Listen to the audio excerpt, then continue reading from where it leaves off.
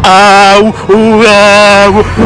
मर रहे शाला, मेरे हाथ पे स्त्री क्यों रख देती? अंधा थे बैठे क्या? इतना नेत्र करे नहीं, जा काम करे नहीं, जल्दी काम कर। भाई मरो ईद नमाज का टाइम तो पूरा थी गया, तू साजा कपड़े सींदे बैठो ना भाई ईद आज है क्या? हमें कपड़े सीवने का रखा बैठे, ईद नमाज तो गई भोले, उठी ईद नमाज जुल पड़ू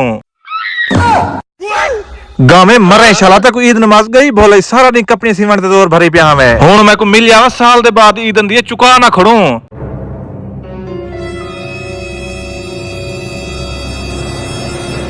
जल्दी कर तेल काटने मैं को तेल रख, जल्दी कर शीशा ते कंघी काट शा पर चो।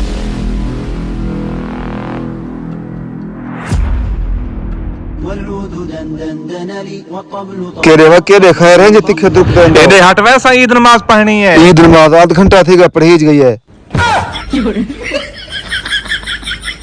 हेलो हे प्रभु